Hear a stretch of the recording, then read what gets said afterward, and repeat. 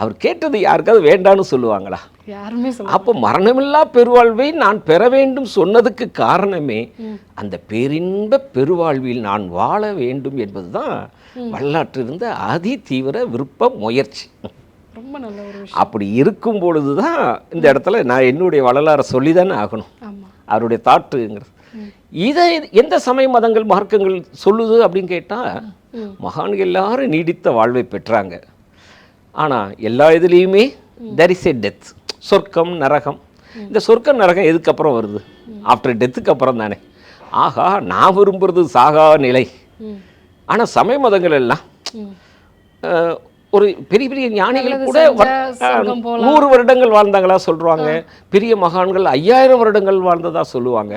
ஆனால் வரலாறு அந்த நீடித்த வாழ்வுக்கு கூட அவர் விரும்பலை, சாகாமல் இருக்க வேண்டும்.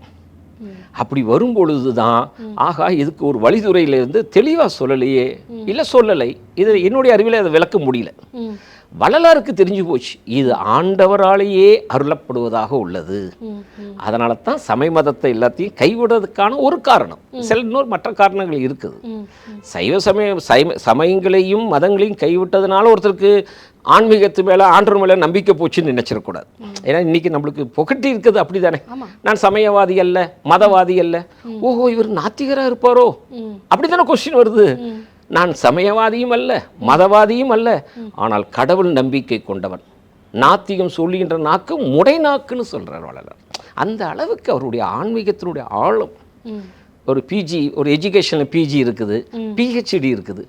அதை மாதிரி ஒரு ஆன்மீகத்தில் என்னையை பொறுத்த வரைக்கும் ஆழமாக போய் உண்மையை கண்டவர் தான் சுத்த ஞானி Vallalar. Doctor Srivarma's Magicare, his wellness for her happiness. ஆரோக்கியம் தரும் மருத்துவர்கள் டாக்டர் ஸ்ரீவர்மாஸ். அழகும் ஆரோக்கியமும்.